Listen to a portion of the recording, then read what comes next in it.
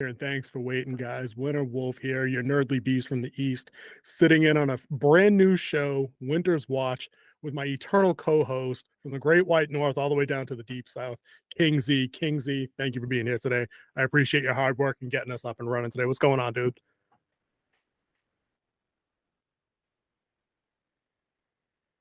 I see that completely because you're the only one up on I'm the only one up on my end. So we can call some audibles here and do this how you want to do it. We can scrub and reattempt at another time, or you can read me down the template. I'm good either way. I'd like for you to be in here. That'd be more fun for me for sure, instead of looking at my ugly mug on 3 separate displays, because that's where I'm at right now.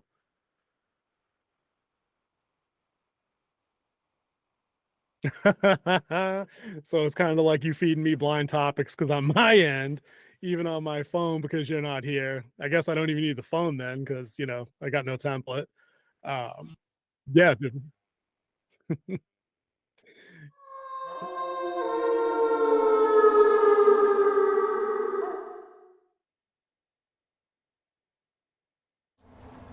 All right, now we're both here. Hey, everybody. Dude, I'm going to write you a prescription for 500 milligrams of boomercilin for a nasty case of boomeritis because I don't know what's going on with our tech. I have no idea. And the delay is gonna creep me right out because on my end I still only see oh no, they're going. Oh, there we go. Wait a minute. Wait a second. There you are. So let's just figure out the delay. You know what? You might have to be the MC up in this piece and just read through the topic list until we sort out the delay. I don't want to call anything wrong. All right, as we iron out our details here for our very first time of doing this, welcome to the Winner's Watch Nerdom News Unleashed, where we're going to cover some of the topics of today's entertainment news. We're going to give you our spin on it, and we're just going to go from there. So please be patient with us as we figure out this whole live stream thing should work. I am also going to be doing the switching, so if you don't see me looking at the camera, it's because I'm watching everything else happen here. So it should be fun. We're learning as we go. Yeah, dude, just buckle up, guys. We're going to have a good time. It's going to be fun. We're going to talk about all the stories that matter to you, us, and, nerddom at large. We're going to touch on a lot of different bases, a lot of different movies, a lot of different franchises and things. And, keep your eye at the bottom of the screen also, because King Z is going to be feeding some interesting information through the bottom as we collect it. So, King Z, why don't you kick us off, dude? All right, so the first thing we're going to be talking about is the Spider-Verse 2. It's first thing up there. You can see it in purple on our rundown here. So why don't you kick us off, Winter Wolf? You're the one who came up with this topic. Yeah, cool. And I think so far I'm the only one of us, too, that has seen it, right? That is correct. Yet? That is correct. I'm going to try to see it early next week or maybe this weekend if I get time. True. Have you seen the first one though? Have you seen Into the Spider-Verse? Oh yes, of course. That's okay. Yeah, well, listen, I've come across a bunch of people this week. I'm actually kind of surprised how many people haven't seen it in circles up here anyway. Yeah, I am. I'll try to avoid spoiler talk for the most part because I want you to get it in its full effect. But I think if you had watched my my solo, mostly spoiler-free review video from last weekend when I made it, I'll tell people up front, you have to go in knowing that this is the middle part of a 3-parter. They did not do a good job marketing that. Early on, I think I kind of unremembered that they had said that when it was coming out, a while back. So Across the Spider-Verse is part 2 in a trilogy. So when the movie ends, dude, it ends like Back to the Future style, and it's just like to be continued. And they literally leave you like 80s cliffhanger. Well, so you have to think about what Spider-Verse is in its own genre. Like, Spider-Verse was a throwaway movie for Sony. They were, like, a lot of studios will do a throwaway movie to have a tax write-off, because every time you have a loss, you can write stuff off like this. Offsets. Yep. Mm-hmm. So it's a rights retainer. If you haven't used your property in a while, IP-wise, of course, that's a thing. And the thing was, it became one of the best Spider-Man movies of all time. Oh, yeah. Definitely. Go ahead. Keep going, man. If you got something to say, do it. See, the thing people don't forget is that Marvel was built on the back of Spider-Man. Mm-hmm. It wasn't Captain America, it wasn't Iron Man. Those were all secondary characters. The Marvel Comics was built on the back of Spider-Man, and it is still their number one IP. Oh, no, it's even bigger than Marvel, man. It's Spider-Man routinely tops worldwide recognizability surveys, cross-culturally, internationally, everywhere you go. Spider-Man is more recognizable on Earth than Superman. Oh, yes. That's on the books. Like that's a fact. And as far as animated goes, I believe it's somewhere in the top 5. Into the Spider-Verse is somewhere top 5, I think, animated all time. It's not quite at the Frozen or Super Mario Brothers level, but I do believe it's up there. It may be top 10. I didn't get into that kind of deep cut. But this movie right now, man, this movie's gonna have massive legs at the box office. I know I gave you the info for the week to date when we were kind of planning the show of how much it's done. I was hearing earlier online that this has already cleared $236 million globally, and that's not accounting for today. That's not accounting for the Thursday tally yet, obviously. I so this movie's cleaning up. Yeah, I believe domestically it's 164 million domestically. It was massive. Yeah, can you imagine? Just open internationally. Imagine if this movie opened a weekend previous on a holiday weekend here. How explosive that box office return would have been. That would have been insane. That's two and a quarter. If it opened on Memorial Day and had 4 days plus early release, the Wednesday night, Thursday night going in. And the other part of this is the Spider-Man universe that they do not have to share with Marvel, with Disney. This is their own IP at this point. Yep. And that kind of ties into the tagline of the topic beneath our smiling faces there on the screen. Is the Spider-Verse the shot the MCU needs in the arm to kind of revitalize fan interest? Dude, because I don't know about you, but actually I do, because we're buds and we go way back. Dude, Marvel ain't been the same since Endgame. I think we're finally at the point where we can just have an honest discussion and just understand that. And again, dude, our disclaimer at, here in the Winter Wolf's Den is we don't care if you like something. We encourage you to go out and watch and like and support any movie or show you want to go out and like and watch and support. Dude, that's up to you guys. More power to you. But for us, things have been on a kind of a downward trajectory for a while now. And sure, it's got some bright spots here and there. I know some people like Doctor Strange, Multiverse of Madness. A couple people here and there like Thor: Love and Thunder. Not many, but a couple. And we get and a generally more positive outlook on Guardians 3 than everything else in Phase. But it occurred to me when we were writing our topic list that is it not weird that 2 of the biggest things that get lumped into Phase 4 and now into Phase 5 are things, like you said, that are owned by Sony? I mean, Spider-Man No Way Home made about $11 billion at the box office, in the pandemic setting, or right near the end of when people were just starting to relax a little bit. Yeah. And then here comes Miles Morales dominating the box office, in the wake of a non-holiday weekend and another kind of worldwide anti-sensation movie with the Little Mermaid. I mean, people are going to the movies now, and they're going to Miles Morales this weekend because I think it's a fair follow-up to the original flick. Yeah, it is, and I haven't seen it yet. I've heard good reviews about it. I've heard everyone's liked it. It stayed true to the original Into the Spider-Verse. Plus, Miles Morales is such an interesting character because, remember, he was introduced in Spider-Man Unlimited. He wasn't Amazing Spider-Man or Spectacular Spider-Man. He took over the Unlimited when Peter Parker passed away in the Unlimited series, which I think was... And they hinted at that in the original movie because Peter Parker died. Oh, yeah. They killed him off with Kingpin. Yep. No, but, they're pulling from source for sure, yeah. Go ahead, man. Keep going. Yeah, his Spider-Man was always unique because, one, he had that extra ability with the lightning attack. Yep, the Venom Strike, yep. Yep. Mm-hmm. And which it also pulls from, which I believe he's in this movie because when I was looking up to have talking points, is Spider-Man 2099. Oh yeah, dude. Listen, we could have a whole. I might actually run a video on myself on that character because he's from the 2099 line, like you just mentioned, and I've never read anything out of that book. I jumped over to Barnes and Noble after the movie just to see if they had any of the compendiums or the omnibus of 2099 on the shelves. Sadly, they did not. So I got to look around online to find what his defining plot lines are and just do a little digging. But yeah, dude, the movie itself, you might have heard. You're a big movie buff. I'm a big movie buff. A lot of people out there right now are kind of comparing this movie to, The Matrix Reloaded, Empire Strikes Back, and other famous, middle of trilogy kind of sequels, Back to the Future 2, and it's making a comparison. But where I think this one doesn't make a fair comparison is when I say this movie ends abruptly, dude. it just stops. Like, it ends on a plot twist that just like freezes you in your tracks. They did a pretty good job writing up to it.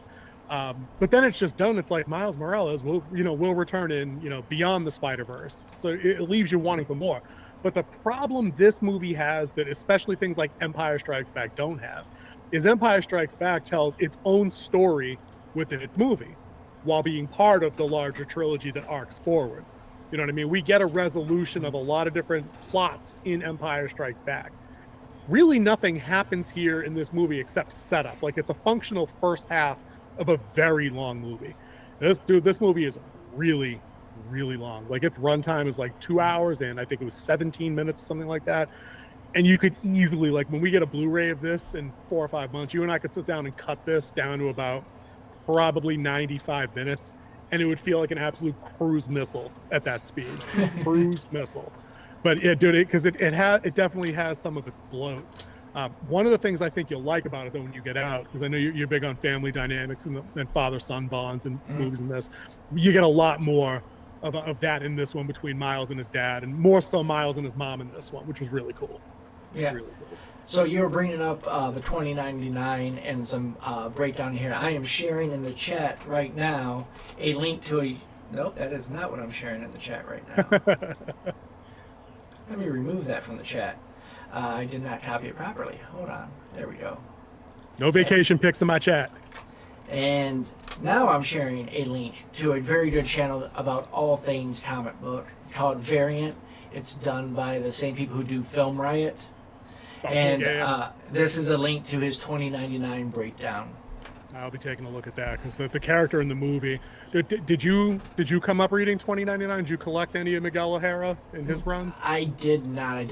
I liked the comic book costume, but I did not get into him. I was I was pretty much out of reading comic books at that point. I tried to get back in for a little while. I got that Marvel Unlimited for my tablet, and I was there reading a few of those, but I couldn't justify paying the monthly subscription and finding time to read when I'm trying to do so much other stuff. Yeah, no doubt. The character, it's interesting, because I know a lot of people were kind of, you might have seen some of this online too, a lot of people were kind of miffed that they set Miguel O'Hara up to be kind of the de facto villain in this one. And he's probably the most interesting character. He's not the most likable. That's clearly Miles, because Miles knocks it out of the park. Like, it's a very likable voice actor. The character's written with, teenage angst that doesn't really annoy you, and he's kind of funny and charming in like an awkward kind of way, like a prototypical young Spider-Man character is supposed to be. Yeah. Miguel O'Hara plays the role of an older Spider-Man who's kind of been beaten down by his circumstances and has a very hardline approach to protecting the multiverse. So he gets set up as the head of the Spider Society here, where he's trying to protect the multiverse from canon-breaking events, they call them. It's kind of like how Doctor Who has fixed points in time kind of thing. And Miles shows up and screws everything up, and then all of a sudden it's Miles versus Spider Society at large, with Miguel O'Hara kind of like leading the charge to like take him back into custody so he can't break canon. I won't tell you how or why. I think you could probably figure it out, but I don't want to blow the movie for you. But he's a good example, Miguel O'Hara, of an example of when you have an antagonist that's not a villain. Yeah, I don't think we see that enough. So that was pretty cool to see.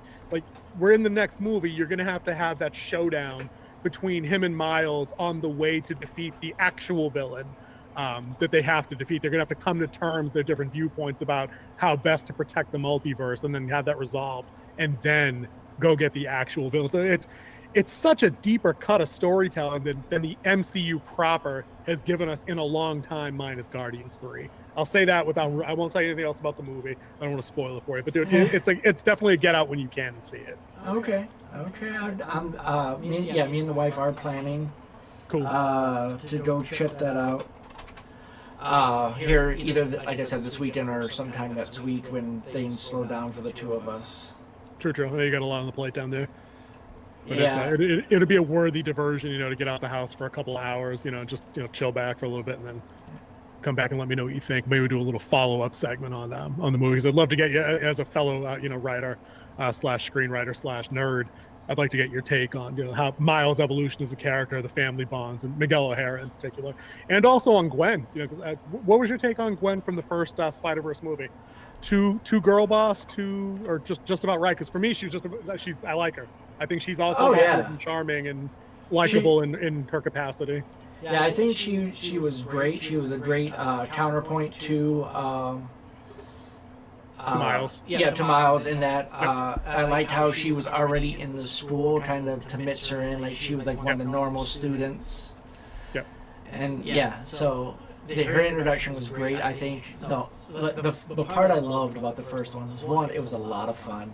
Two, it poked fun at its the movies where it's like, and we did this for a little while. Yeah, but we don't they do that that. again here.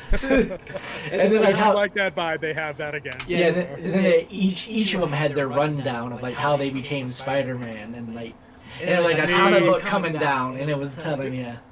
They review that a little bit here without doing as much of the comic book covers on screen thing. It's more of it's verbal, but they get into it. You know what I mean?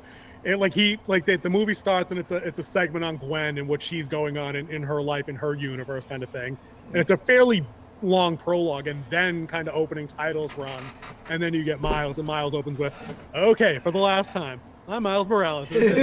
all the things. It's kind of funny. The humor is mostly on point in the movie. And like you said, this one is about as much fun with the animation styles and the various musical cues that they put in. There's a couple of really good throwback 90s tunes that you'll know when they bump in. A couple with really slamming bass lines, actually. You'll have fun with that also on that level. I think you'll enjoy that. Yeah. But the box office for this is going hard. My only hope is that they please give this as much time at the box office as it deserves, and not rush to Blu-ray. Like, let this thing get its box office, because it'll earn it. You know what I mean? Yeah. If we go right to Disney Plus or HBO Max or all these other movies that cut things off at the knee early, they just lose out. You know what I mean? Because there's no secondary licensing for that coming anymore. Like, they're not selling this out to somebody else to rent so they can get a return on that. Like, once it goes to streaming, that's it. Like, no one's signing up for Disney Plus to get this. Now I do believe on some of the streaming sites that they get paid based on how many views they do each month. So there will be money still coming in, but it won't count as box office money, and it won't count as overall revenue money. And it was mostly just money to the company at that point. And it typically only applies to older things that are still being licensed. Now, like a new movie like this is going to go directly to where it needs to go. And it's not going to stop by Winter Wolf's Den streaming service on the way to get a cash out from. Yeah, dude. Let me know when you get out to see this one. Definitely. Yeah. We need to talk more about its structure. It was good. So based on what your tagline here at the bottom, the shot the MCU needs, they're the ones who should be the most excited about this, because once again, it made Spider-Man king. It's trying to sell toys. It's trying to sell other stuff. People are going to go look what else Spider-Man is doing. This should revitalize what they've been lacking in their current Phase 4. And like you were talking, like when they got into Phase 4 after Endgame, they didn't know what they were doing. No plan. And I think that was it. Like they wrote it to Endgame, and then they're like, "Well, this is our cash cow. What do we do now?" And then they just started throwing stuff at the wall. And hey, you want to direct? Okay, go on in there, direct something. You've got no experience. Go do a feature film based on a comic book movie that has 5 decades of lore, but you don't need to pay attention to any of that shit. Yeah, no, but we've seen that time and time again. And just to wrap out the tagline topic there, the shot that it needs. I think it's the shot that it needs, but I think they're at this point too impotent to do anything with the realization that they can't Marvel as good as Sony is currently marveling. And I think that's sad, because I think, like, when we look forward to the slate of things that's coming through from Marvel, it's more shows I don't care about because they've been undermined. Like, I'm not too stoked for the Nick Fury thing in a couple of weeks. I've seen the trailers. I don't care. Like, it's an opportunity to retcon the entire bit of insanity if they wanted to, but they won't. And the same thing with the Marvels coming later in the year. Do you know anybody in real life that's talking about that at all? Like, in your travels, do you ever talk to anybody that's hyped for that movie? I don't, no. And I move in pretty good real life nerd circles. So then that's what they have. And then everything else is pushed back because of the strike. I think this is a unique opportunity for them to actually accept this as a shot in the arm, as a booster, and maybe just cancel some crap that they know won't make money, maybe bring in some people with more experience, maybe tell some other stories from other diverse characters that aren't necessarily derivatives of, because Miles is probably the only successful derivative they've really done right. They haven't done She-Hulk right. They haven't done Captain Marvel right. Yep. They're not going to do Hawkeye right with Kate Bishop. And I think it's all Ironheart. You count that, that's done. Like I don't think Ironheart happens at this point, but we'll see. So I mean, yeah, I hope they take advantage of this, and maybe Feige takes back a little bit of the creative control, maybe sits down and puts together a 5-year plan that involves a Doctor Doom and the X-Men or Fantastic Four somehow. And well, I guess we can just hope for the best as fans at this point. Yeah, that's all I got on Spider-Verse 2. What's next? All right, we talked about throwing away and just letting anyone direct and just take over. We're going to switch over to Ahsoka. Yeah, I know. Good God. So I put Ahsoka on the list, obviously, because there's a trailer that had come out a while ago. There's a new one out today. But mostly it was because we had mainly confirmation that the series itself is, not only is it going to feature Thrawn, which would have been fine because he was on the Rebel show, and Ahsoka was on the Rebel show, but that was, pre-original trilogy. That's leading into Episode 4, right? But the other day, about a week ago or so now, maybe a week and a half, we find out that they're actually going to adapt elements of the Heir to the Empire trilogy by Timothy Zahn. Yeah. Which is more or less the sequel trilogy that fans have been asking for since, I don't know, 98 or whenever the remastered things were starting to come. The prequel trilogy was coming out. People were like, no, hey, can we just please get the sequels and just move on with what we actually want to see, which was, Luke Skywalker all grown up and being a master, and Han and Leia, their kids, all that good stuff. So, have you seen the trailer for this yet? Any of them? I think there's 2 or 3 of them. I saw the original one. That made me actually kind of excited for the show because Ahsoka, she travels from the Clone Wars through Rebels into the Mandalorian. Yep. So she's there all the way through, Mm-hmm. a tying piece for all of these. And yeah, they're saying that this show is going to take place around the time of the Mandalorian. Yep. They're not saying post Jedi, but not First Order sequel trilogy. Right. Yeah. It's in between. Okay. Yeah, it's the dead zone, as they refer to it, as the New Republic kind of stands up. So let me ask you this about Ahsoka then, because I know you're a big book nerd. I know you've read the Heir to the Empire trilogy probably a half dozen times at least. I was thinking about getting the audiobook the other day to listen to it again. I believe I have book 1. I believe you'll enjoy the narrator because I know you're big on gauging the narrator. I think you'll enjoy it. So let me ask you this, and for our people listening, for folks that'll listen later, we appreciate you stopping by and just kind of hearing us gab about the things we love and what's going on. Heir to the Empire is mainly a Han, Luke, and Leia trilogy. The main characters there, they all go off and have their different mainline plots that they have to accomplish through the 3 books. They're separated for a good chunk of them, and they do unique things. And I'm not gonna spoil it because I think they're gonna, like I said, they're borrowing elements heavily for the show. So I don't want to ruin a whole lot of what's going on plot wise with it. But dude, how do they do this show with literally none of those 3 characters? How? What do you just reassign entire plot arcs to Kanan Jarrus and Ahsoka and Sabine Wren? Like, what do we do here? How does this work? So how it's going to work, I believe, is going to be focusing on it's going to be the official sequel to Rebels. It's going to finish off the Rebel story. So they're not going to do the book version of Heir to the Empire, even though they look like there might be a Jedi that could be a clone in this one, which is the story plot art from Heir to the Empire. Right. Of course, Thrawn, but it's going to be, I think it's going to be her hunt for, what was her sidekick's name? Cisco? Is that his name? Cisco.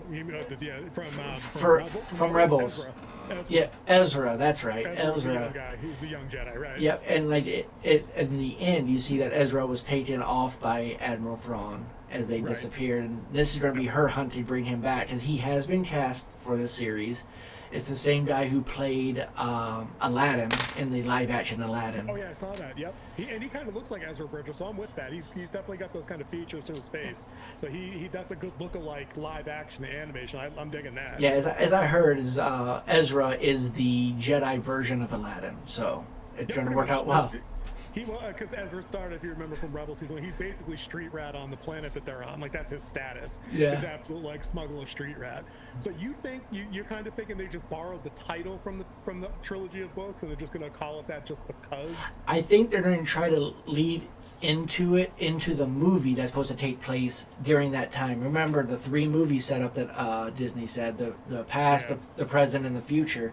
This might be the setup for that, and then you'll see like Thrawn trying to rebuild the Empire that way, and then get defeated, and then he's assimilated by, like you'll see the first remnants of the New Order or First Order. Yeah.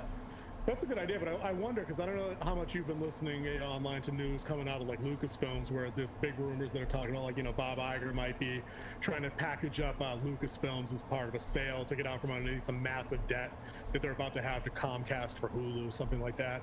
So I mean, I think all those things that Kathleen Kennedy announced at at Star Wars Celebration on May the 4th, dude, I don't know how much of that stuff's happening.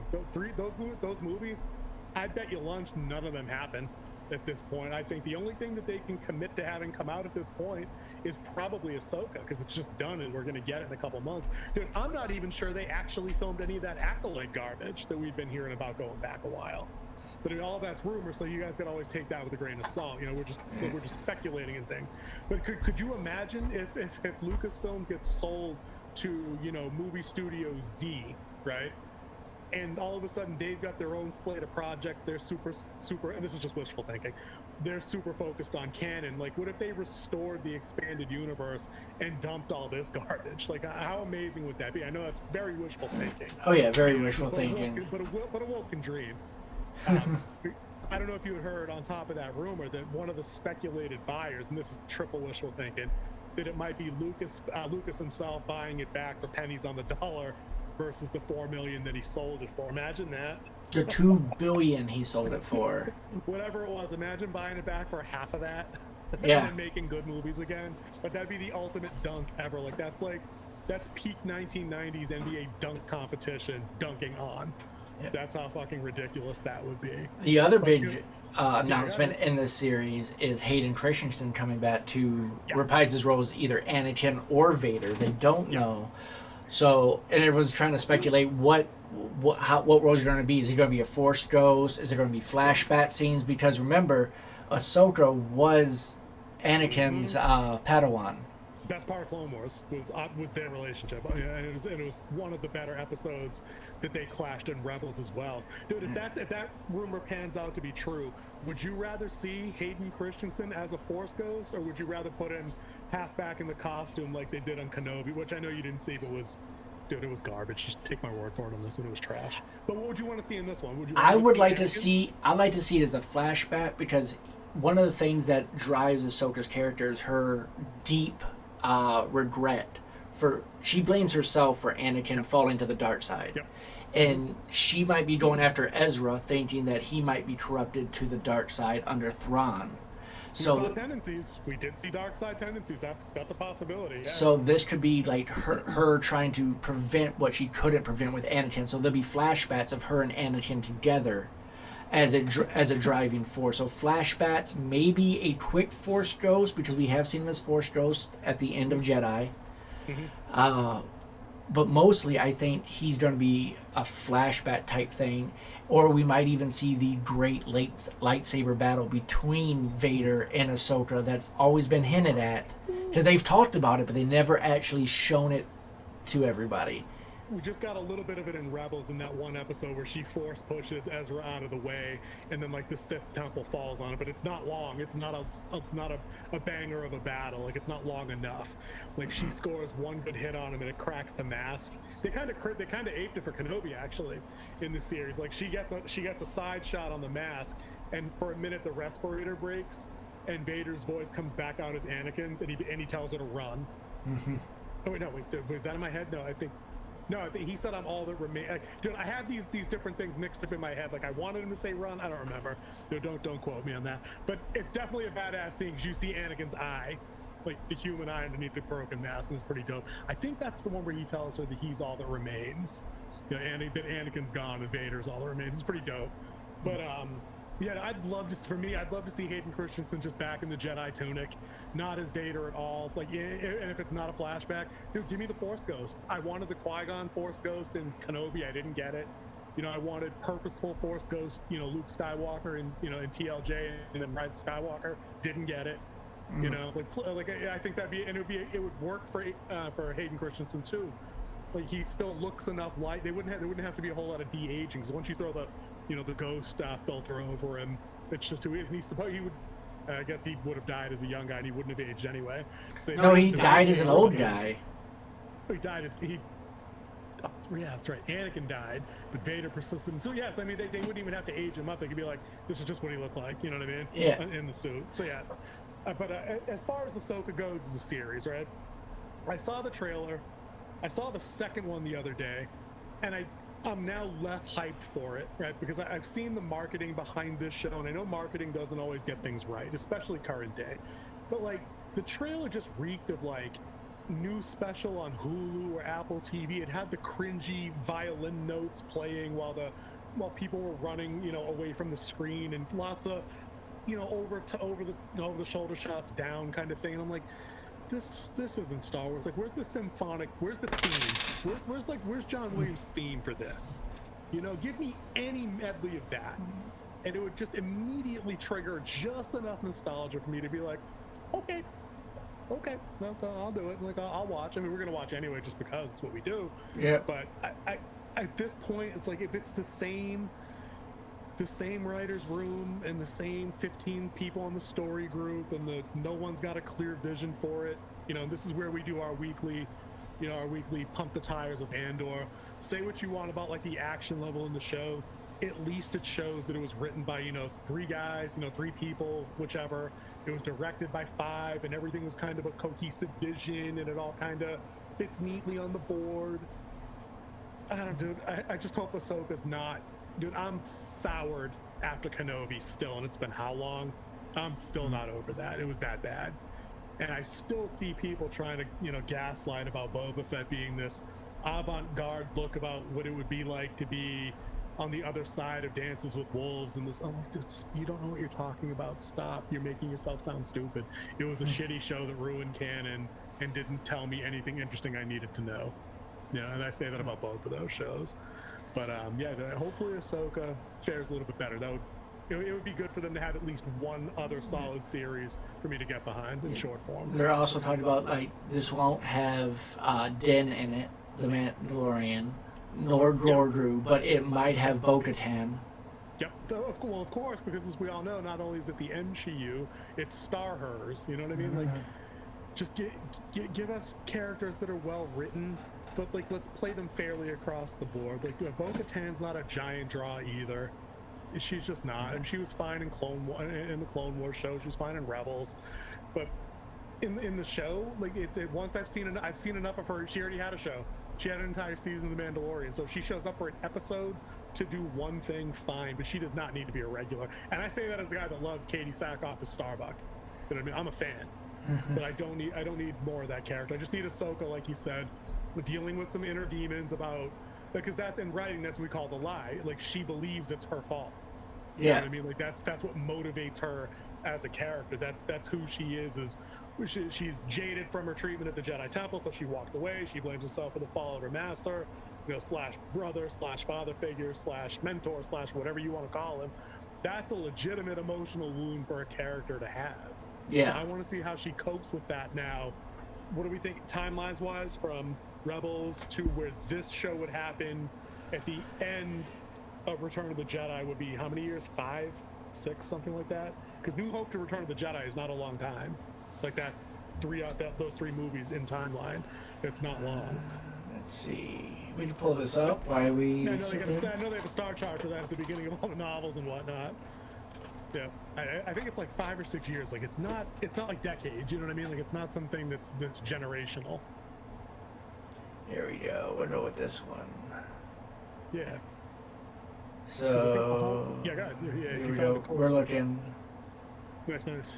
So. Pick up there. The Battle of Yavin. Yep. Which starts the Galactic Civil War.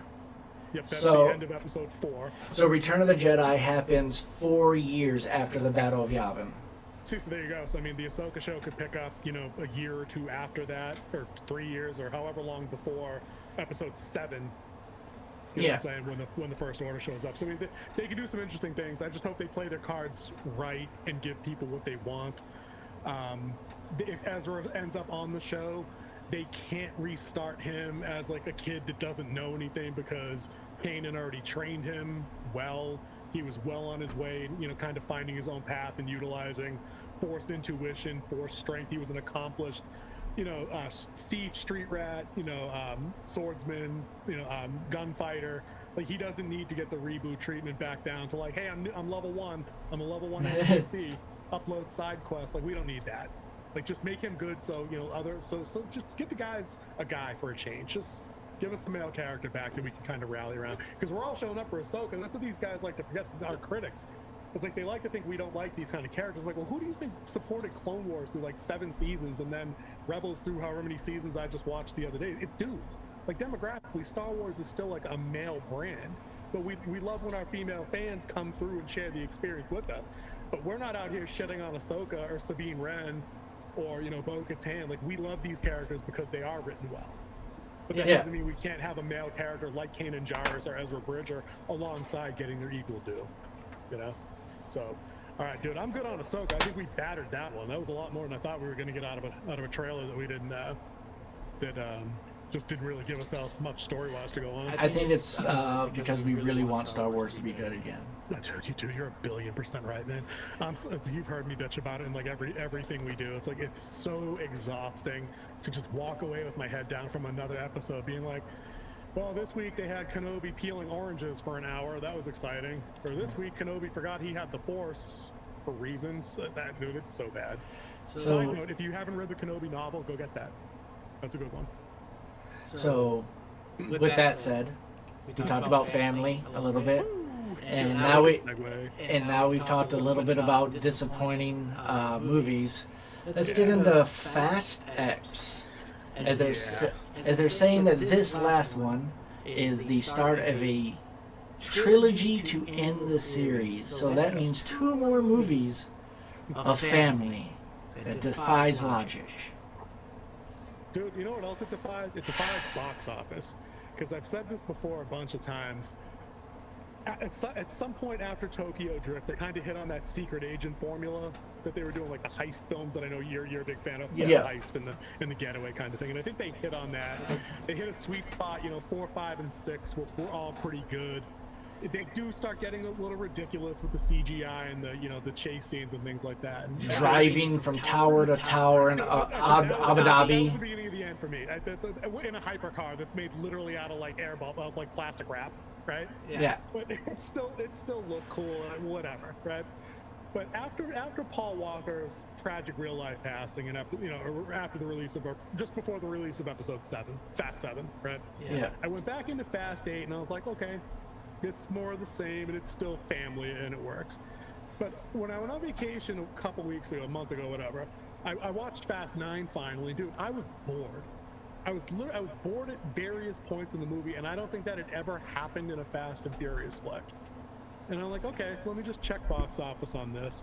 I think this is the first one since Paul Walker's passing, since 7, that's taken a dip. Like, I think 8 did okay, 9 did okay, but then X has taken a semi-precipitous dip, and it debuted in box office at the same time and against the same kind of competition. But then I come across this article, right?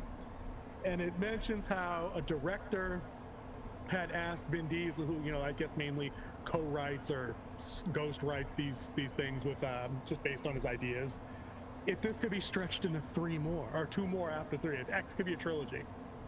And I'm like, dude, I don't know how much more family I can take. Like in part effing 9, he's got like a 7-year-old kid.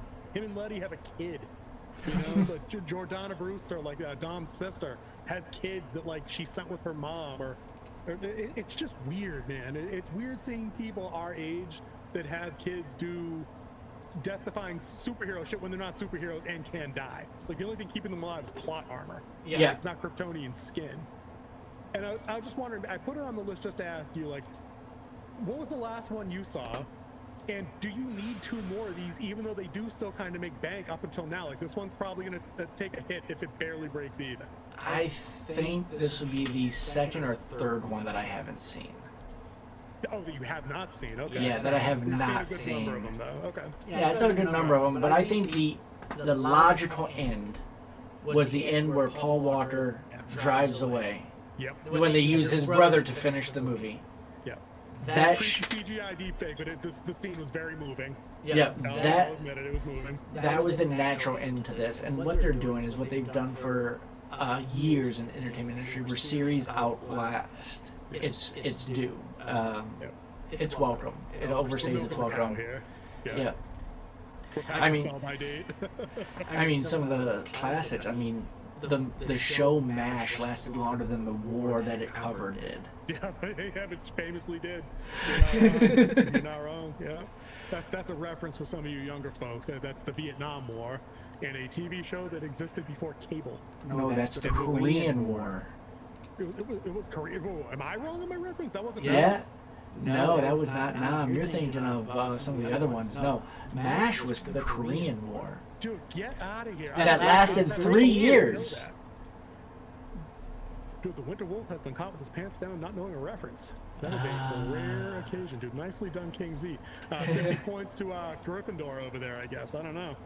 But yeah, the fast thing, I remember thinking that same thing during that scene at the end.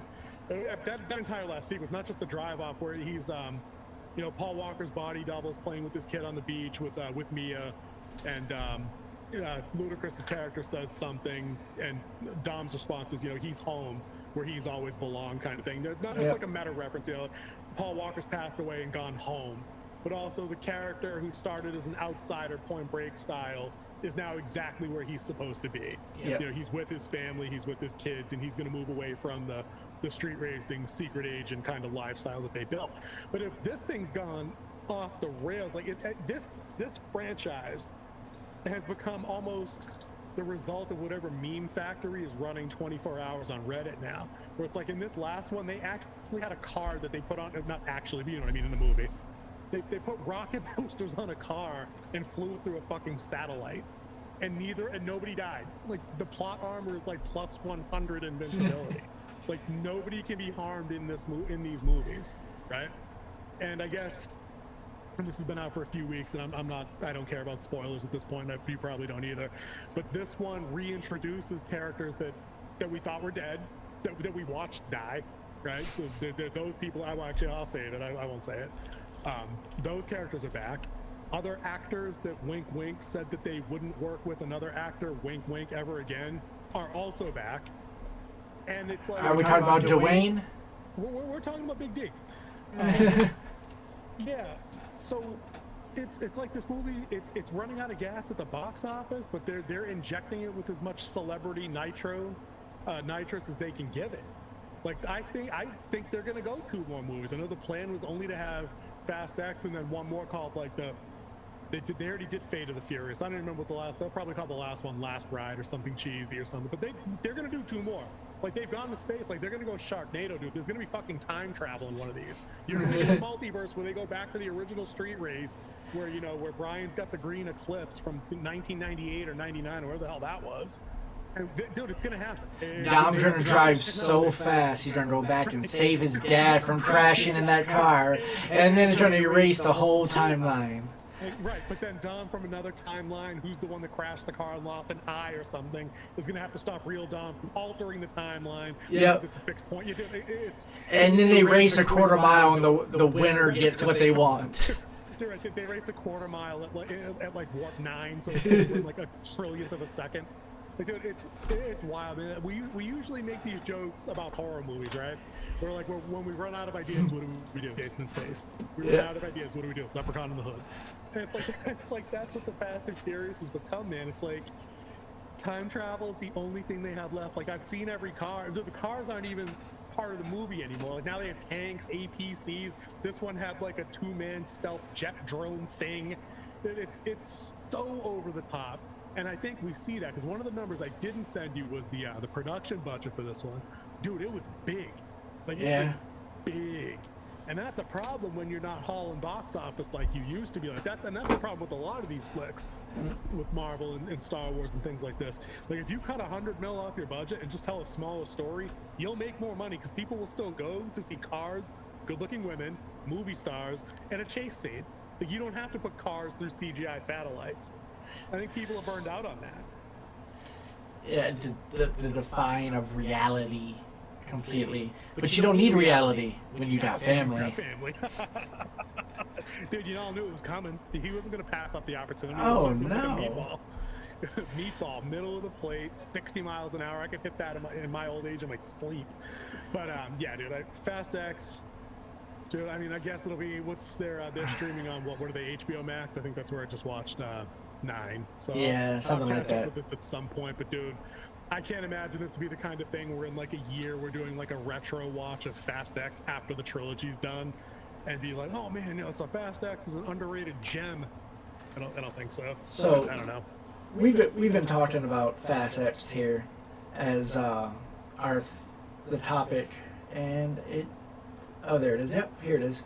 But here is a series that's going to be coming out that's going to be ended properly. They've already said it's going to end, and that is come on, turn on. There we go. That is Mission Impossible: Dead Reckoning. Posters on the screen. Now this is how you do a wrap up properly. Before the series gets stale, they're like, okay, we need to wrap this up. Like it has three set parts. You have the first 3 trilogies where you have Ethan Hunt Super Agent, and then you had the Redemption arc, which was the last 3, and now you're going to have the final 2 movies, which is technically one movie that's going to be split into 2 parts. Dead Reckoning Part 1 this year, Dead Reckoning Part 2 next year. So this is how you end a series. Not with a useless trilogy that nobody wants, and the people who do want it are probably just living their glory days who wish they just don't drive that fast. Seriously.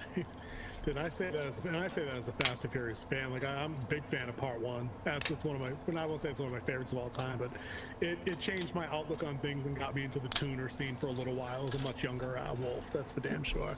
But I wonder, now that you mentioned Mission Impossible here, I wonder if they, knowing that this is Part 1 of 2, I'd still be interested to do a Spider-Verse comparison here to see where this movie ends.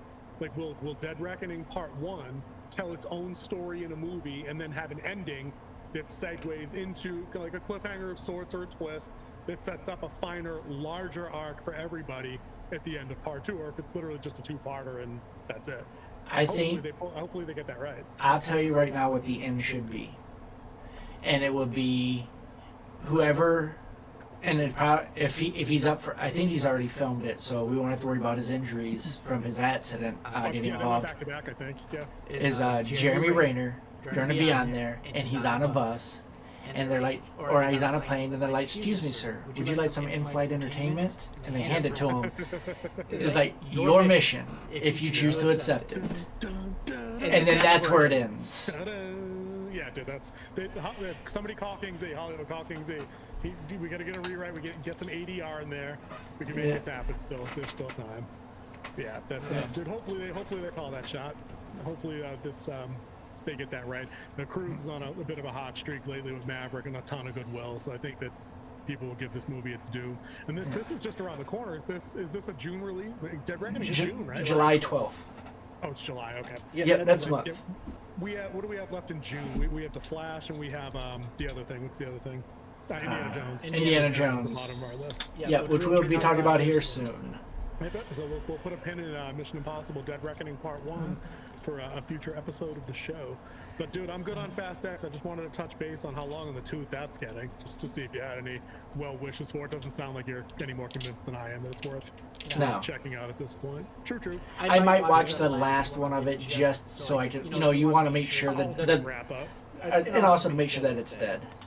Yeah. You double tap. A vampire, you're not gonna stick it hard and salt it and behead it and then burn it. You never know, because how it's already spawned.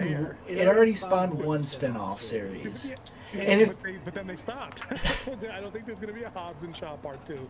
I do not think that banked the way they thought it was going to. Well, they're talking about another spin-off with The Rock and his own crew now. God, no. The Rock's not. I like The Rock, but The Rock works in ensembles better than he does solo. So I don't. That's a topic for another day, I guess. And that's what would be another ensemble cast. It's just not the same. Like they're a red tone and crew. An ensemble where Vin Diesel is the lead, or an ensemble where there's other better, more larger characters around him in world. You know what I mean? There's a reason G.I. Joe wasn't any good either. It's because the story was no good, and he's just not that compelling as like the lead. You know, there's a reason Jumanji's good. You know what I mean? There's other funnier people that are around him that elevate him. Jack Black and Kevin Hart. And Karen Dillon's fine self to watch. And also, I think The Rock is a very underrated comedic actor. He's good at comedy. Yeah. Banging timing, absolutely. But as far as like leading an action flick, like sure he's jacked, but I mean that can only take you so far. And an action flick by itself doesn't make you any better than some of the kind of the 80s cheese that isn't as good as things like Commando or Predator and the other things that we rated out the other day. There's lots of 80s flicks that are awful. And he's in his 50s, so yeah, that's what I'm saying. And he's not getting any younger, but still owns 105, and I think Expendables 4 with time travel's right around the corner, so we'll see. Speaking of time travel, let's go back to the original time travel. I knew we were going to add this in last second, but I didn't get the clips. I'll have to do the beat for you, but bum, bum, bum, bum, bum. That's right. We're going to talk about James Cameron. James Cameron was sitting there talking about that after he got the rights back to the Terminator, he was there writing a Terminator movie, but he paused for the most just unreasonable reason. The stupid reason. That's what you were looking for. The word was stupid. Yeah. The word was 100% stupid. Dude, I put this on the list because you and I have different outlooks on the AI situation as pertains to creative processes, things like that. Of course, AI is useful in any industrial situation, military applications, things like that. But this dude that wrote one of the original, like we'll call it modern era, like robots have been around for a while, computers have been around for a while in sci-fi, you know that. Yeah. But the father of the time-traveling murderous cyborg, killer, is taking a break from penning another Terminator script after the debacle that was Dark Fate anyway, and the other debacle of Genesis. Taking a break because he wants to see where things like ChatGPT are going to be in another year. Like I believe it's I was reading in other places that it's on pause for a calendar year, so he can watch the evolution of creative AI, for lack of a better term. Yeah. As we can see in the tag at the bottom, dude, I saw Dark Fate, I saw Genesis, I'm a Terminator fan, I've read a couple books, played a couple games, have a couple comics. Dude, Terminator's dead, Jim. It's dead. Terminator could be dead, but when you hear there's going to be another Terminator movie, you kind of get excited because you're waiting for something, and I'm going to get to that in a second. But if you see here on the screen, I have these, there we go, I can see it myself now, these entertainment type creative AIs that are out there.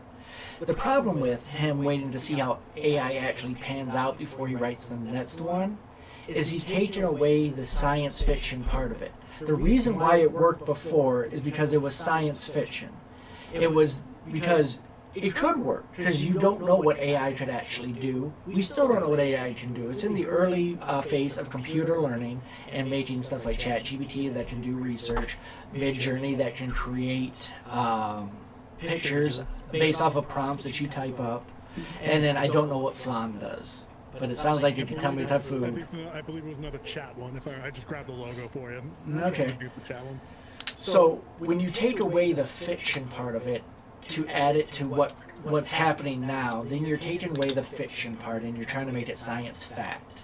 And that takes away from the whole entertainment value. Because the reason why we go to movies is not to have us told what's going on in the world. It's to get escape from what's going on in the world. Mm-hmm. This is why superhero movies were so great during the war that was going on. It is a chance to escape and watch some superheroes do some stuff that's unbelievable. It's also the quote is superheroes doing superhero shit. That's a big shout out to my younger brother who loves that quote of mine. Yep. Very true, very true. Yeah.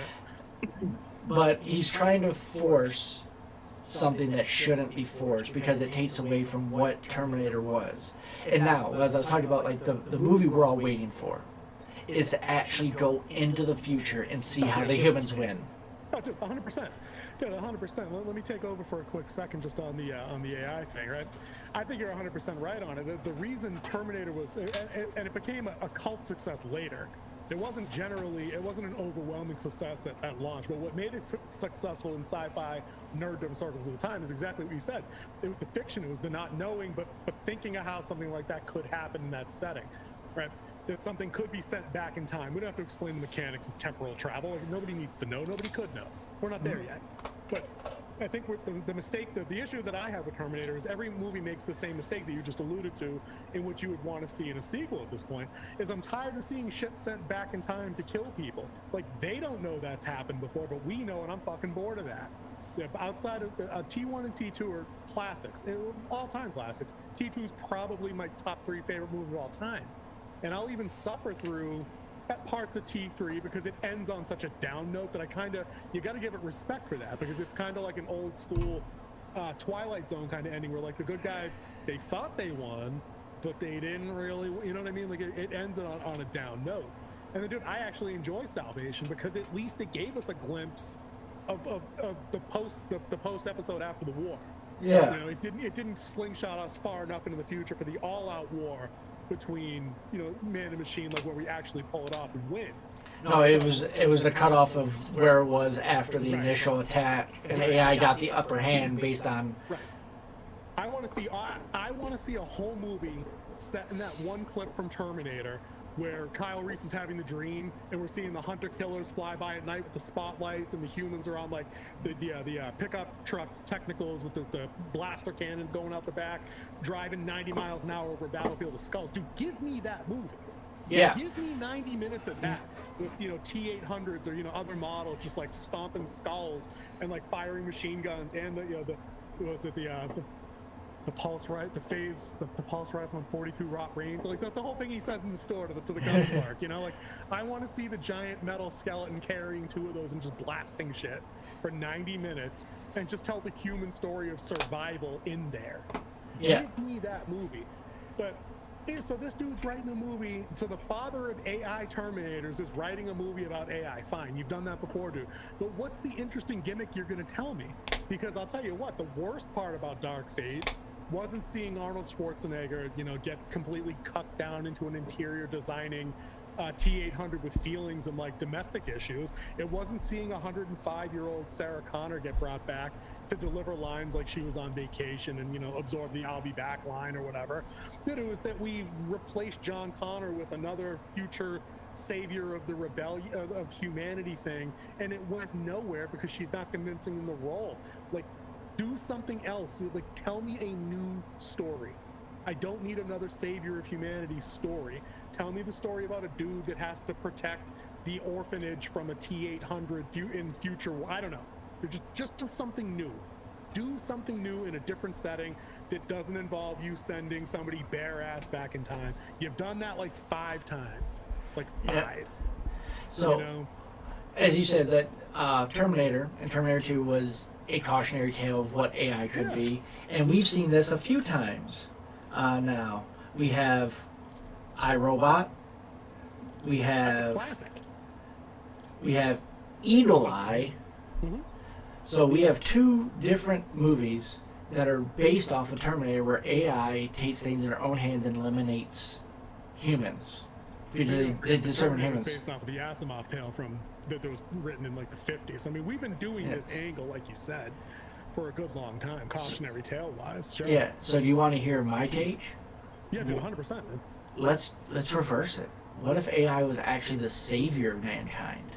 Dude, tell me more. I'm already more interested in this, and not just because we're friends, but because at least that's the kind of subversion I'd be down for, because at least it echoes back to T2, where we get that banger of an ending where, like, you know, the Terminator tells John Connors, "I know now why you cry, but it's something I could never do." It learned enough of what made us tick, and then decided to do the right thing anyway. You know what I mean? Like, so, dude, tell me more about the idea, because I'm sold on what if AI realized the biggest threat to us was us, but it could help somehow, and it didn't involve thermonuclear detonations all over the planet. Yeah, You know what I'm saying? It started helping people, like taking over their phones and it could be a straight positive. It could even be a comedy. We'd have fun with it. Like, we're just like, it sends you positive messages every day. Like, you're doing great. I'd love to see it kill social media personally. Like, if we get an AI that would just wipe TikTok, like, sign me up. Like, TikTok is Skynet. That's under. TikTok will somehow merge with Amazon at some point and Google, and that's it. Like, that's Skynet. That's how this all goes down. There won't be any bombs. There won't be any drones. If there'll be drones, there'll just be people. You know what I mean? This is how the world ends, not with a bang, but with applause. Or tapping thumbs on a keyboard. Dude, you and I could hang out for a weekend, guaranteed, and come up with 10 actionable plots for a Terminator movie based on a no time travel, future principle, respecting canon premise. And I guarantee any of them would be better than what we're going to get, because these guys are on the only franchise on a colder streak, I think, than them is Alien. And I'll probably want to talk about Alien soon, because that show's, I think, coming out this summer. Romulus. Okay. That's another one for the docket for the future. But I mean, can you name another franchise that's as ice cold as Terminator is lately? Other than how people are, other than Andor, people's response to Star Wars that we've already talked about. Yeah, but see, at least Star Wars is bad, but it's current Star Wars is bad. Current Star Wars, but current Terminator's bad, old Terminator's good. Yeah. It's to me, it's different, because at least with Star Wars, there's elements out there that are still modern and good. Andor is good. The Rebels, it's not even 10 years old, is good. The Force Awakens, for all its retreading of, original episode 4, was mostly good. Introduced some interesting stuff, for interesting through new people. Yeah. Not perfect, and you could pick it apart. But it didn't have the same, like, malignant stench that I think Terminator does, because Dark Fate, you'd either need an IQ of 500 or the all-time best drugs on the planet to make heads or tails of that mess. And it was just a retreaded mess of itself. Yeah. You know what I mean? Of T2 and T3, that they just kind of, just jammed. They put 10 pounds of shit in a 5-pound bag in that one. That is one thing that they said that he was going to try with this script as well. He's going to try to ignore the last two movies. It'll be a sequel to T2. So yeah. Which is hilarious, because T3 was, up until then, a canon. Which T3 can stay, because how I would do this is, one, I couldn't do it in one movie. I would need two. Oh, dude. I would need two. Ooh. And it starts off with them coming out of Mount Washington and the initial parts of the war. That's your first one. And it ends with that gut punch at the end, where you need the second one. And then the second one, you have that you're starting off, if you remember the Save the Cat beats, where it's like their darkest moment. That's where the second movie starts, at their darkest moment. Like, they're falling, and then it happens. The thing that gives them the shining hope. And then you have the whole rest of the movie is that battle that's pushing on. Like, you'll see like a wind battle over here, and then you will do like a map view and like how they move and how they're moving, because they learned either they took over like a weapons factory or something like that gave them the weapons they need. And then the end of it is them pushing towards the end, which they talked about in T1, that there was a last-ditched hope. And then the end of it is you see, and you see the T1 hopping into the time machine and disappearing. Yeah. That is the end of the series. So you end on the causal loop that goes back to Terminator 1 kind of thing? Yes. Yeah, I can dig that. Dude, and this is what I'm talking about, man. It's like, I think we've reached a weird point. We live in a weird time, man. We live in a weird clown world kind of timeline, where it used to be like when we were in our 20s, and I know I'm dating us here. When we were in our 20s at the early part of the 2000s, right? Yeah. Fan fiction was generally like a laughable thing. There was some online, because it was mostly message boards and chat rooms, and we hadn't exploded into social media quite like we have today, obviously. And fan fiction generally sucked. But there's sites out there now that I guarantee have better fan fiction posted for free. Yeah. That are better than anything we're getting out of Terminator, Aliens, Predator, Star Wars, Trek, Doctor Who. Whatever your IP is that currently sucks now has good fan fiction out there. And like the 5-second preview of the two movies that you're talking about right now, in a franchise that's just been absolutely off the rails, rolling through the muck, falling down a cliff. there's better stuff out there from people that care about, and that's the thing, dude. If you care about source, it means you're at least attempting to respect it, and you're putting effort into creating something that you would aspire to hold up to the best parts of that canon, that IP that you love. Yeah. You know what I mean? Like, you or I would never sit down and intentionally try to deconstruct. And actually, this will segue into our next topic. You and I would never sit down and intentionally write something that would subvert anything that made Indiana Jones great. We just wouldn't do it. We absolutely would not do it. You know, there's a reason when Crystal Skull came out, and you can bump us down. I'm good on James Cameron. All right. There's a reason when Crystal Skull came out a billion years ago that when they introduced Indy's long lost son, played by Shia LaBeouf, Mutt. They gave him little bits of actiony things to do here and there with the motorcycle and the fist fights and this and that, but he never outshone Indy in a billion years in that movie. Never, right? This movie coming out, right, and like we got in our tagline there. The rumors seem to be true that once again, we've got a legacy hero being supplanted by a young upstarter who happens to be female in this one as well, played by Phoebe Waller-Bridge, who's basically going to lead him around on a time scenes in the trailers they were smart enough to recut and make it look like Indy actually had some agency and was kind of back to being a badass. I haven't read the specifics of the rumors beyond like a couple of bullet points because I didn't want the whole thing. I'd like to get angry on my own account. I don't want to completely ruin. But there's fan fiction out there, just to tie it back to the Terminator story, and then we can get into our indie takes. There's good indie fan fiction out there. I read some of it. The adventures are tight. We got some searches for Atlantis. We've got some searches for Excalibur. All kinds of stuff that fits thematically with what an like a brilliant archaeologist would do in a fantasy setting. Yeah.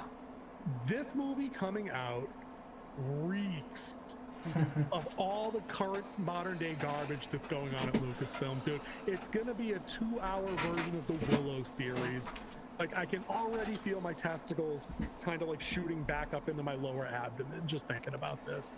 Like I've seen Phoebe Waller-Bridge do Fleabag. I actually thought Fleabag was okay as a show. She wrote it. It's funny. It suits her. I don't know that she should ever be in genre fiction again. She was terrible in Solo, a Star Wars story, as the femme droid, and I don't think she plays to this demographic in this role here.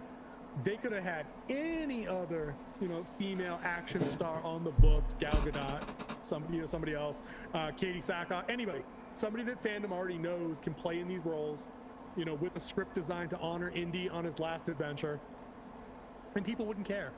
But we've got her doing sequel trilogy shit, and that's the best way I can put it. So have you seen any rumors about this at all? Do you know anything going on with the specifics of the movie's plot or anything? So yes, actually I do. Shoot. Just a second. Yeah, no problem. Okay. The gist of it just doesn't sound good, and especially after I heard that they had recut the trailer to minimize her appearance and just change up the looks on him to make it look like he's the guy running the show. I'm like, that seems really duplicitous and kind of slimy. It reeks of bait and switch, man. So I'm not going in prepped and hoping for anything other than coming back and be like, dude, fuck these people. I'm tired of the bullshit. At least it's the last one, Yeah. So what I've heard on the... So everyone who's experiencing technical difficulty, I'm trying to get that fixed right now. There will be some buffering. I don't know why. Something's happening with my internet here. So according to OBS, we're fine, but according to YouTube, we're going to be a little rough. So if you are seeing this, we might be a little buffered so that you can watch the whole version after we're done today. It'll be up on the page. We'll probably pin it to the page just so people can see it. All right. But what I heard about this rumor is that she is to completely outshine Indiana Jones. Indiana Jones is going to be a washed-up has-been, and Indiana Jones doesn't do the right thing at the end. Where she literally has to physically knock him out for him to do the right thing at the end. You're fucking kidding. No, a punch to the face to knock him out. and then she does the right thing and puts him back where he needs to be. This is the same Indiana Jones that we watched, the giant Nazi guy that got chopped up by the plane, punch him like 8 fucking times, and finally put him down. She's gonna knock him out with the sucker punch. That's what's going on here. Yep. The same Indiana. Jesus Christ, dude, that's worse than the Mark Hamill, not the Mark Hamill, the Luke Skywalker TLJ cucking. This is terrible. It's on par with that because we're talking about Luke Skywalker, the ultimate hero from the 70s, 80s, gives up after one failed student, and not even truly failed, just he sensed it, and then he was going to kill him, and it made him go to this island far, far away. So totally against character. And once again, we're going to Indiana Jones, who now this is a leaked plot. This isn't guaranteed to happen, but this is a leaked grain plot. of salt, guys. Yep, grain of salt always. Allegedly, Yeah. he's going through a divorce. His son has been killed in the Vietnam War, and he's like, there's nothing to go back to. This is the same guy who gave up immortality. He did not drink from the Grail himself to save other people, and he's going to do the wrong thing now because he's old and decrepit? That's not the Indiana Jones we know. That's not the Indiana Jones we love. And this is, once again, Disney throwing their left-thinking ideas out there where that a man can't do the right thing and they have to be led by the nose by a woman to do anything proper. Dude, dude, you know what? I'm almost excited to see how awful this is gonna be now. I didn't send you the I had a couple clippings for like the projected box office take. Dude, this movie's predicted to open domestically at only like 55-60 mil. Like that's it. Like Transformers, that's like Rise of the Beast or whatever it's called. The Transformers movie coming out this weekend is set to open to about that same amount. Indiana Jones should crush that movie. Should crush that in terms of total. And it's only set to make hit the 55-60 mil mark domestically. That's pathetic. Yeah. That's about what Crystal Skull opened to in 2008. So when you adjust for inflation, it's not looking good. And I think you're right, man. I think, is this not just kind of like what Lucasfilm does at this point? Is just run IPs into the ground and then act surprised and blame fans when we don't want to see their garbage more than the initial. But normies will be roped into weekend one, and then it'll have a 75% drop. It won't get guys in our demographic taking their dads back to see it a couple of times or anything like that. It won't take me. I wouldn't take my son to see it. When I take my kid to see Spider-Man, or when I take him to see Transformers, or I take him to see other runs of current sequels, it's because I or Jurassic Park, things like that. And so they tell him, hey, this is what Dad watched when I was your age, and I loved it. This is like informed my love of storytelling and fiction. Yeah. It informed me as a writer. It taught me things about narrative structure, things like that. I can't do this with the Indiana Jones. So why would I pay $40 to take my kid to see an Indiana Jones movie? Right, where somebody else has to time travel through history to do all the things that he got wrong, or fix all his mistakes, or take credit for the things he got right. Dude, so help me God, if this movie ends with her putting on the fedora, dude, forget it. Dude, they ought to sell Lucasfilms then and there. So whoever buys it would get it at a steal. That also goes into the leak.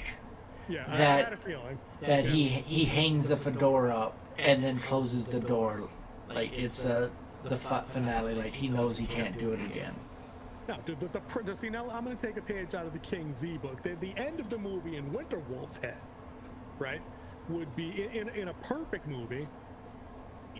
They need each other.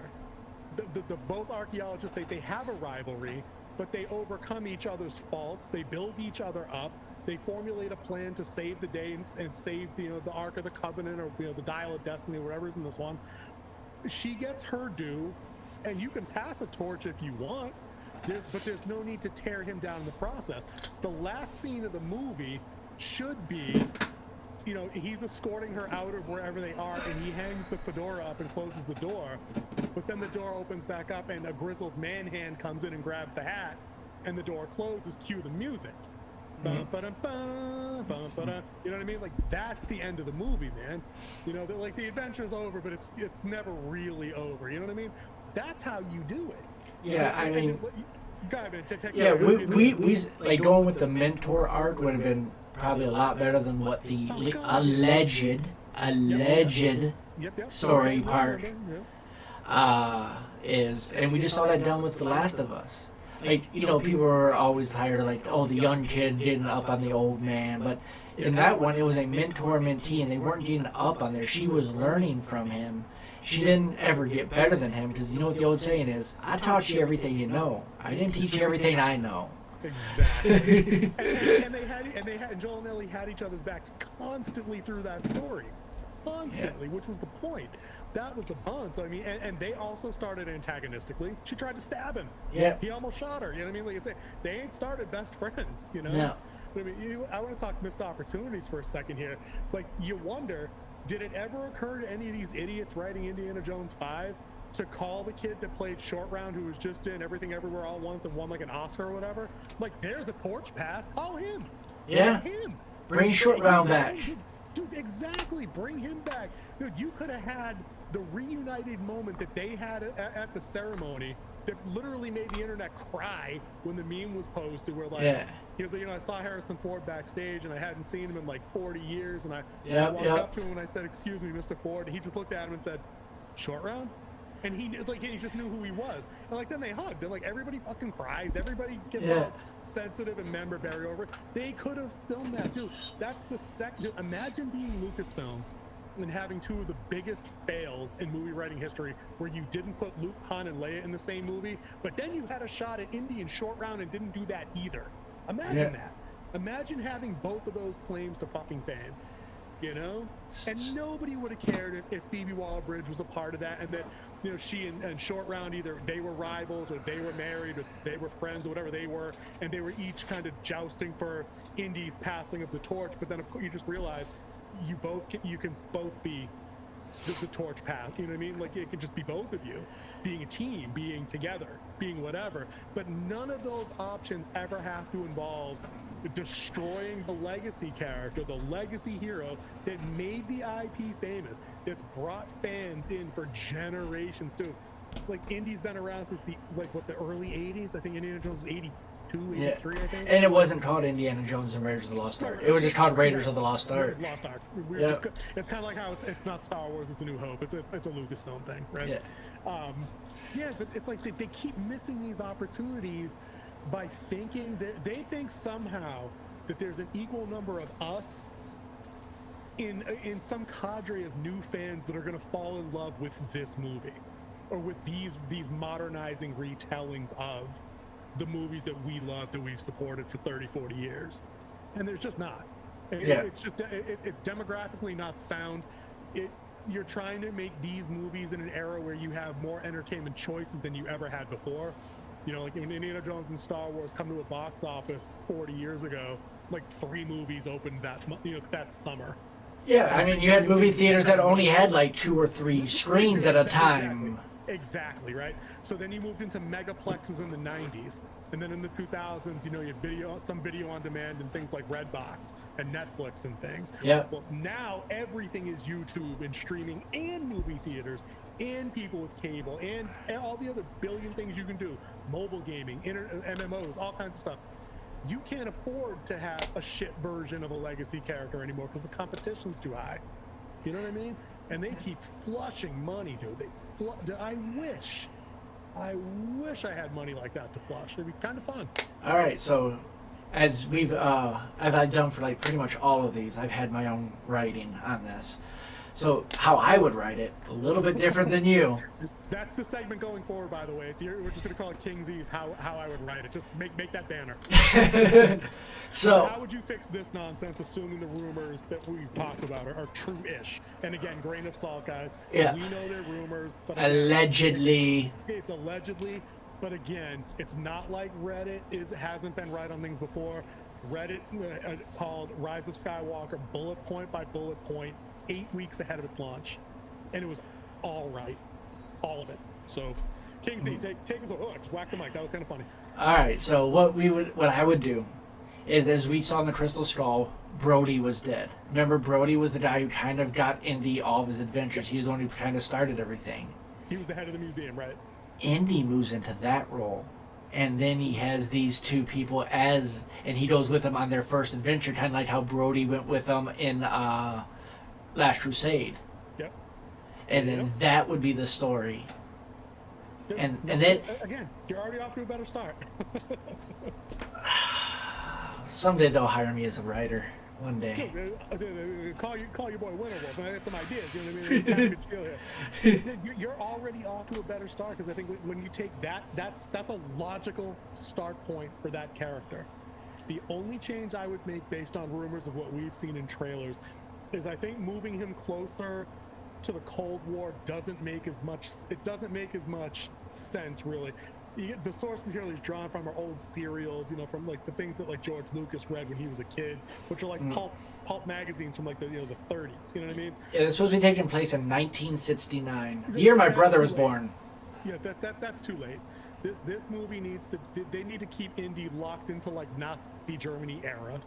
You know what I mean? It needs to be right around there, no later than like Cold War, 1950, just post World War II-ish. Maybe like, Korean War at the best. That was 1955, 3 to 1955 or something like that. Even then, I mean, that's what I meant. Not Cold War. That's what I meant. Korean War. And even then, that's getting a little too late-ish. I think the closer we keep him to deserts and camels and temples, jungles in the temples in the jungle and stuff like that. It just fits the vibe. And then you compound on it, like you said, he's the curator. I've got two upstarts. They're competing for a grant or a fellowship or something. They have a goal. We talk a lot about goals and the character wants a glass of water kind of thing. They can be ruthlessly competitive, but they're both. One of them doesn't have to be like an evil dickhead. Like we don't have to go one-dimensional villain who's trying to stab the other one in the back. They're just competitive. But they have to resolve. They have to each use their talents, their strengths in the field or whatever. Each one of them is good at something, Yeah. And then they have to integrate. They have to pair their abilities together with Indy's supervision, suggestion, and trailblazing. Because I don't want to see him leading from the back either. He can do that at the beginning, but at that point, I want to see as they're in the front, he kind of leads. He moves into the lead to get them through the bad part, and then they rise into their own to stand with him, not tear him down. And it's so easy to do. Again, give us a weekend, Hollywood. We can do this. We can give you the concept, and then you clowns can just clean it up and actually make it a producible script. I'm not saying I know everything. You don't know everything, but like the story bones, I know. And we just how it is. And to keep it with the whole theme of Indiana Jones, we did set it in Argentina. Yeah, they're perfect. But again, like I said, we. Do you know why Argentina? Well, connections to certain groups that were involved in that conflict, certainly. A couple of places you can't visit if you don't have the right visa or passport. But exactly right. Like there's a story to be told that doesn't have to ruin these characters. It does not need to be mandatory. You're not serving anybody's interests. Twitter is not the real world, guys. It's just not. Most women of a certain age that enjoyed these classic IPs coming up, they don't like Rey either. It's not just guys that look like me. Get over it. It's get offline, go outside, touch some grass, talk to fans. At best, fans just kind of accept Rey is there, but no one in 10 years is talking about that time Rey laid the shot down on the Death Star, or the time Rey beat Vader in combat, like the way we do. You know what I mean? Like it won't be that. It just won't be. Look around Halloween. How many Rey Skywalker costumes did you see on little girls last year? None. How many Captain Marvel costumes where I'm at? None. So it's but there were plenty of Wonder Woman. There were plenty of Wonder Woman costumes. You damn skip. There's plenty of She-Ra costumes out there still. Plenty Disney princess costumes out there still. But every time these jackasses try to take one of our heroes away, they give us a discount Wish version of that character that just won't have the eternal staying power that the classics do. It just can't. They weren't created with good intentions. They absolutely can't last. I know this ain't on the rundown. I had to build these assets earlier, but I got one more thing I want to talk about that really set me off today. Do it. So I was running through my news articles while I was waiting for my 12:45 pickups today while I'm working. And it was talking about that they're going to reboot The Office with a female Michael Scott. Yep. Yeah. First off, don't mess with perfection. The Office is the perfect show. It was perfect. You had great male, female characters. Michael Scott can only be Michael Scott. Yeah. There's a reason he wasn't the lead character from the British version. They wrote a new character. They let an expert play the character. Yeah. You know, dude, I saw that story also, and it's the headline. The headline. It's a Disney level stupid headline where it's like Australia to air, because it's Australia BBC. Australia to air female-led version of The Office. I'm like, you could have just said Australia BBC to air The Office, or a new version of The Office. The minute you feel the need to tell me it's female-led, tells me a couple things. Tells me, number one, you have nothing creative to say in the show, that you can't offer anything new. And number two, you fail to see the genius that was the first two iterations of this show. Like you said, to your point on The American Office, that cast was brilliant. All of them. Phyllis was brilliant. Pam was brilliant. Angela was brilliant as a female version of Dwight to an extent. All of those characters were great. We already had a female-led Office when Nellie was in charge for the half a season or the one season that she was. And she was pretty funny because she was the cringiest, most obnoxiously in-your-face grating, but for The Office that worked. So what exactly is the female version? Not including that Michael Scott's boss was a female. Oh, yeah, Jan. Jan was about, and then the owner of Sabre by Kathy Bates. Yeah, Kathy Bates. And she was funny because it turns out when you're a talented cast with good writing, it turns out that it's funny. So you felt the need to tell me this show is female-led. Why? What's your tactical business advantage for doing that? The Office probably has a split demographic of like male and females that like the show. So, but you telling me it's female-led because I've been conditioned to understand this about marketing in the last 5 years. When you say that, I know what the product's going to be. There's not going to be that back and forth making everybody look stupid at some point like The American Office. It's that boss is going to be cringe, but it's just going to be because she's going to be a dick to the guys every episode for 10 episodes. Mark it down. I just don't see it going any other way. It's the BBC, current day. It can't be anything but that. Now, I know this great man was talking about something totally different, but it applies so much in everyday life. One day, they will not be judged by their gender or the color of their skin, but by the content of their character, or in this case, the content of their content. Mm-hmm. And I think we've lost track of that because it just seems like the hyper focus we have on not delivering a good story is just taking its toll in like every other production area of these IPs. Yeah, I'm gonna be sad to see The Office go. That's something I don't even know if I have access to that on any of the billion streaming services that we have here, but I have zero interest in watching that. And that show, if it gets more than a season, I'll be shocked. And it's not going like 9 like American Office did, not a chance. Which I do believe The American Office ran a few seasons too long. I think the natural end should have been Pam and Jim's wedding. No, Pam and Jim's wedding. That's too early, dude. That's way too early. It's not too early because that was the story from the first 6 episodes to the end was their story, and this everything that happened in The Office around their story is everything else. It did, but I think that they wisely shifted gears from Michael being like a greasy car salesman of a boss early season 1 and fleshing him out into being a more... I like the Michael Scott character. He's probably my favorite.